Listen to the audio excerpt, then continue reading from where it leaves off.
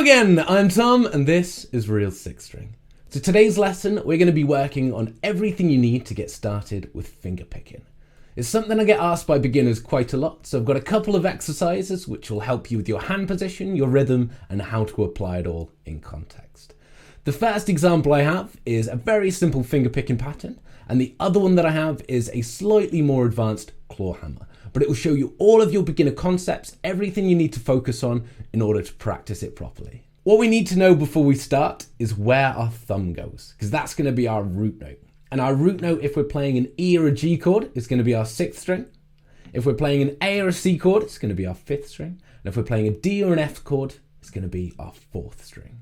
As we're starting off from a C, we're going to be sticking our thumb on the fifth string. And that's going to be our root note for this one. Then the second point is that we're going to designate each of our fingers their own string. So our thumb's going to stay on the fifth string and we're going to line all of our other fingers up on strings beneath it. So our index finger is going to stay rooted to the fourth string, middle finger on the third string, and then your ring finger on the second string. And only those fingers are going to play those strings. And then the picking pattern is very simple. So it's just your thumb, then your index finger, middle finger, and back to your index finger. That's the first half. Then up to your ring finger, middle finger again, index finger, and middle finger to finish. So try and make sure you can loop that over and do it a couple of times in a row.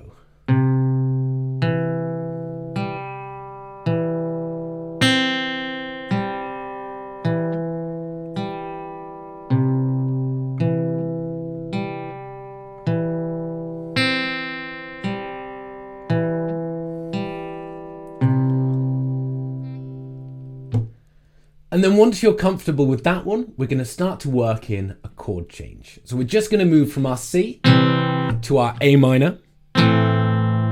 So you can practice that separately a few times if you need to. But then remember that that index finger doesn't need to move from the C to the A minor. So it gives you a bit of an anchor to pivot around. And if your hand knows where it's meant to be, if it's got something to work around, it's going to mean a lot less to think considering we've got quite a lot going on. So we're going to do one pattern on the C.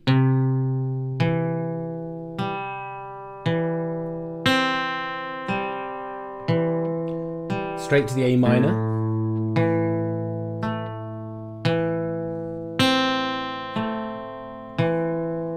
And then back to the C. And that goes round. So if you can loop it a few times again, that makes a huge difference. And then we're going to add in an F. So for the F, as we've talked about, our root note is now going to be on our fourth string. So we've got to move everything we had for C down by a string. So we're still going to keep the thumb now, but on the fourth string.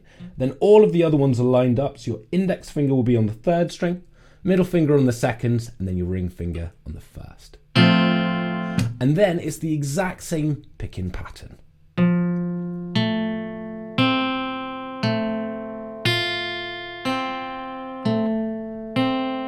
Perfect.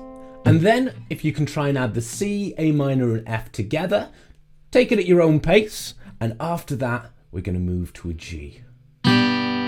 So we'll have a quick run through of all of it, but just remember, go into the G means your thumb is now going to be on the sixth string, as that's where our root note is. And then the rest of the fingers are going to line up from there. So these transitions will take a little bit longer because you've got to think about your left hand and your right hand.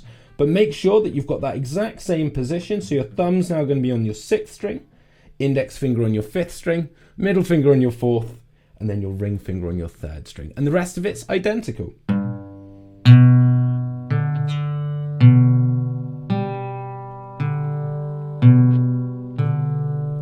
Perfect. And then when we piece it all together, we've got the C, A minor, F, and G.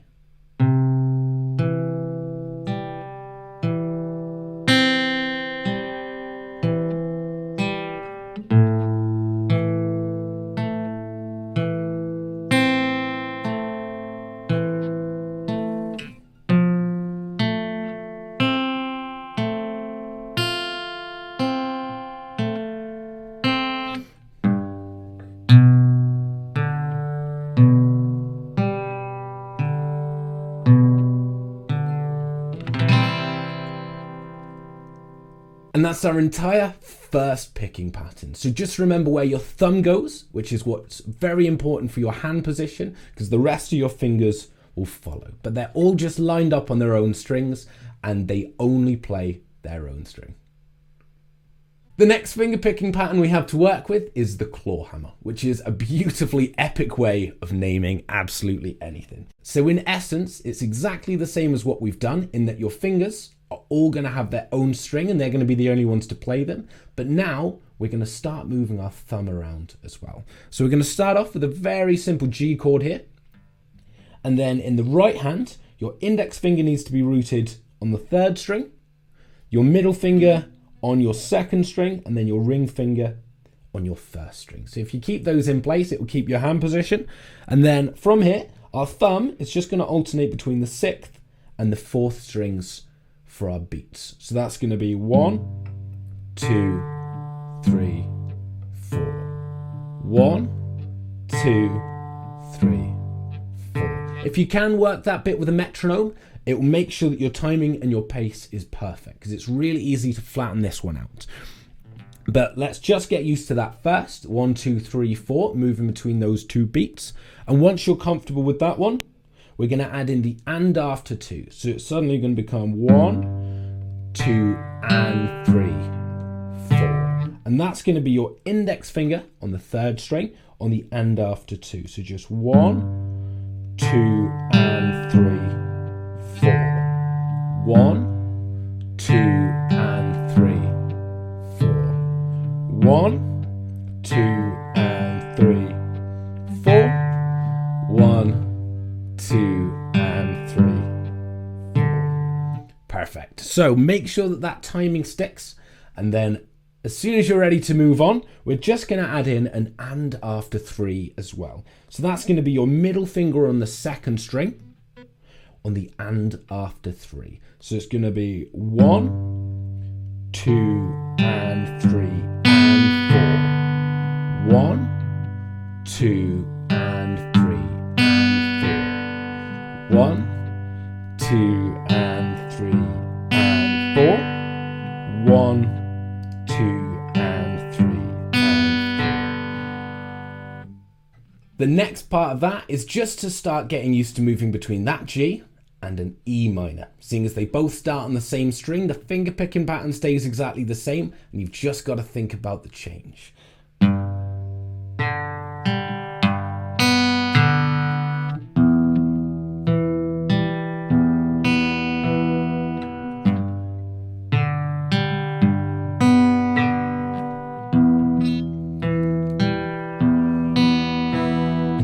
The next part is then to get used to playing it on a different chord. So we're going to move to the C again now.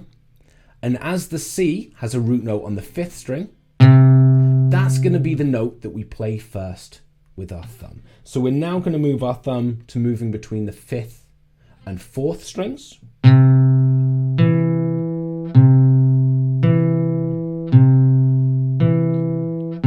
For our 4 beats. And then our index finger, middle finger are going to stay exactly the same. So all you're doing is your 1, 2, and 3, and 4. 1, 2, and 3, and 4. Okay, so it's exactly the same, but your thumb is now moving between the 5th and 4th strings instead of the 6th and 4th strings. So we're going to try and get used to that first. We're going to move between the E minor, a C, and a G. So for the E minor, starting off on the 6th, up to a C, so starting on the 5th, then up to a G, so starting on the 6th again, and the last one we're going to do is work out how to play it on a D. So it's very similar once again, but make sure that when you're on a D, your root note is now going to be on your 4th string. So we're going to have to move everything down. So your index finger's now going to be rooted on the 2nd string and your middle finger rooted on the 1st string. And then your thumb is going to be moving between the 4th and the 3rd strings. So that's just going to be exactly the same.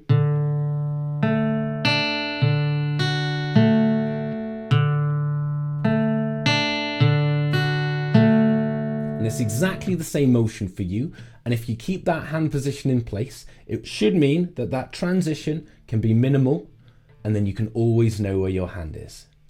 And finally, for the practice part, we're gonna make sure that we're moving between an E minor, a C, a G, and a D. So we've got lots of position changes, which is gonna help you to practice all of the individual movements.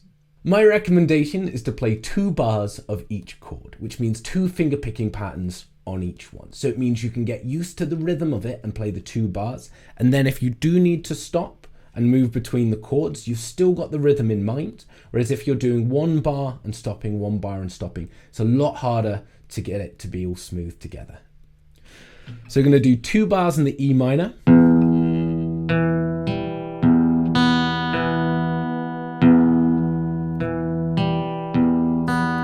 2 bars of C.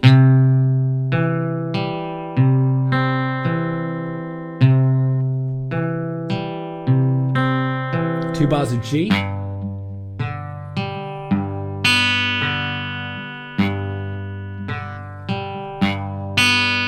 And 2 bars in D.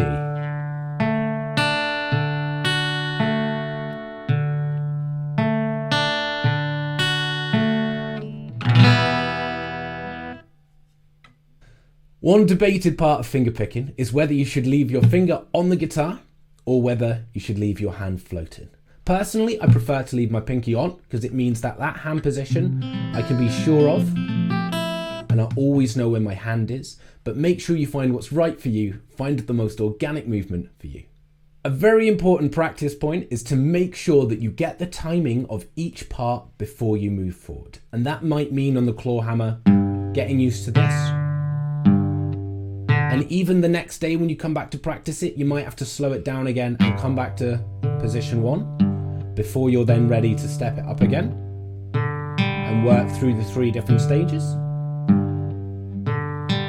And that's not a problem. That's going to make sure that your timing is perfect, especially if you can use a metronome or play along with me in order to make sure that all of the timing is right. Because if you just flatten it out and have a 1, 2, 3, 4, 5, 6, 1, 2, it's then not in 4/4. So you can find different time signatures to fit, but you want to make sure that it actually fits them. So 1, 2, and 3, and 4. 1, 2, and 3, and 4. Okay, make sure that you've got those 4 beats in there.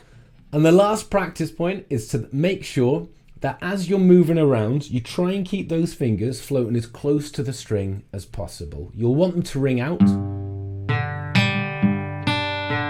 which is what gives that really thick texture of the strings, but make sure that you're not moving too far because it's really easy to make a lot of movements with your hand, whereas realistically, if you're trying to move around, you don't want your fingers or your hand to drift too far, otherwise it's going to be a lot harder to coordinate and a lot harder once again to keep that hand position. Thank you very much for watching. I had a great time making the video. I hope you've enjoyed it. If there's anything you're still not sure about, anything you'd like clarified, please leave it in a comment below and I'm very, very happy to help you out. Other than that, please subscribe to the channel. It really helps me out. Please like the video if you enjoyed it. Happy practicing and I'll speak to you in the next one.